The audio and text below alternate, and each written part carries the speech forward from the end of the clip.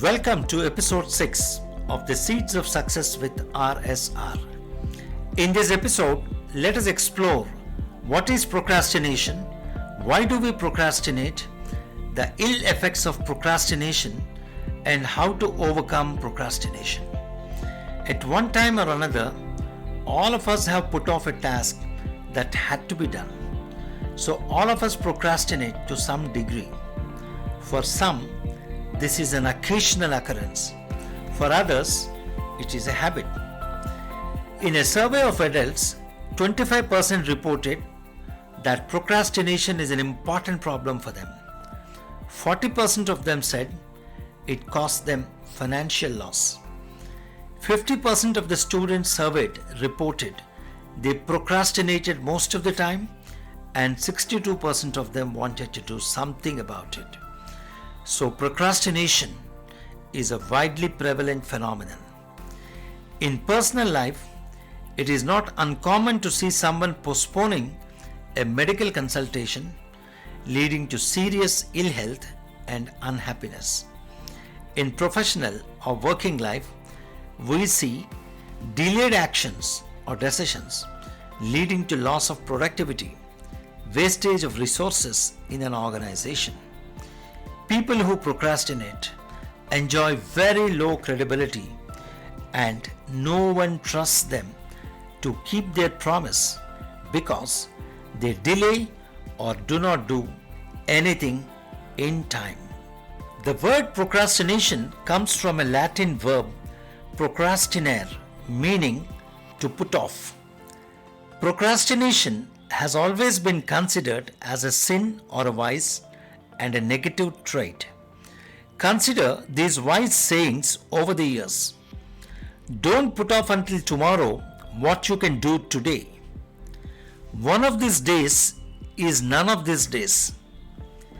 A stitch in time saves 9. Between saying and doing, many a pair of shoes is worn out. Procrastination is like a credit card. It is fun, but the bill will come. Whether as an occasional occurrence or as a habit, procrastination can cost dearly. In the corporate world, the advent of information technology and globalization made organizational survival and success dependent on the speed of action and decision making. Procrastination has no place in today's corporate world. John Chambers, former CEO of Cisco, said, "There is no guarantee that the large businesses will beat the small businesses today, but the fast will beat the slow." Why do we procrastinate? Traditionally, procrastination was viewed as a time management issue. It is now established that it is also an emotional and cognitive issue. It relates to feelings and the way the mind works. One prominent reason for procrastination is fear or a sense of insecurity. Some people exaggerate negative outcomes, portraying unrealistic consequences. What if this happens or that happens? To justify inaction. This leads to procrastination. In my long corporate career, I have seen imaginary risks in abundance and coined a term when I had to call out someone for their weakness. I called it the devil in the corner syndrome, or DICS, DICS. In my view, it is a behavioral problem leading to postponement and resistance to change. Managers who suffer from this syndrome avoid decisions and resist actions and love to maintain the status quo. Even in personal life, we come across situations of unfounded imagination of risks.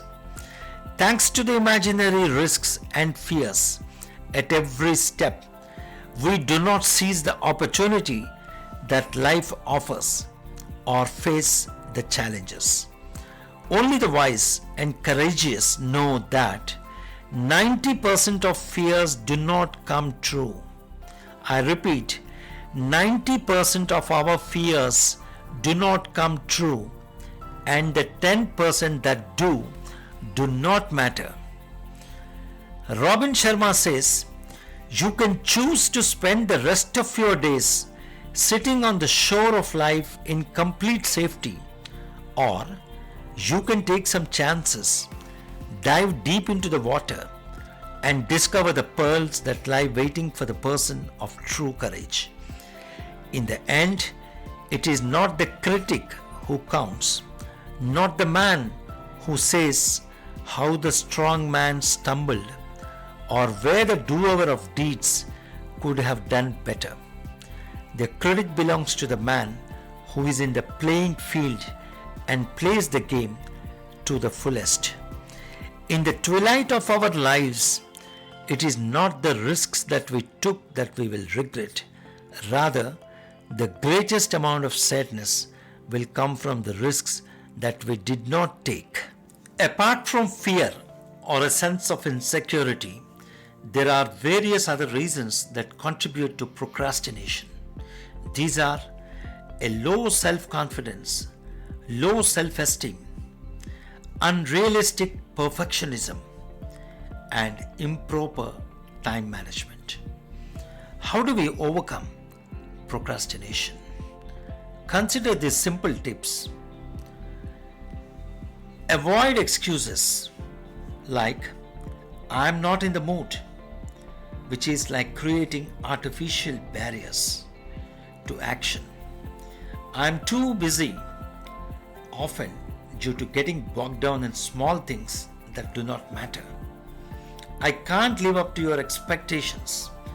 This is caused by an unrealistic perfectionism. "It's not my fault," blaming others.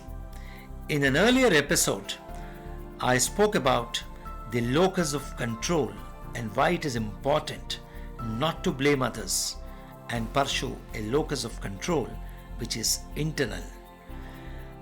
"I have too many interruptions." These are distractions that we ourselves allow. "I can't cope."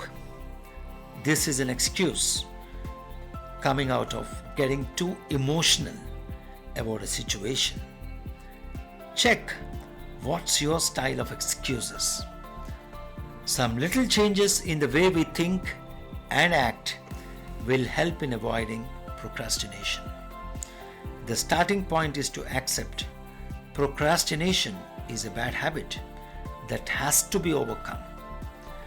William James said, "Nothing is so fatiguing as the eternal hanging of an uncompleted task. Closure to anything will bring abundant peace and joy." Stop procrastination. Live life. Thank you for listening to this episode. Hope you found it useful. I will keep coming back with more nuggets of wisdom regularly. Please subscribe to my podcast. Should you like to have a one-to-one chat with me on any goal you want to work on, dilemma, or challenge you want to resolve, you can reach out to me for a coaching mentoring session on rsrmurthy4@gmail.com. I'll say it again, rsrmurthy numeric 4@gmail.com. I look forward to seeing you in the next episode. Thank you.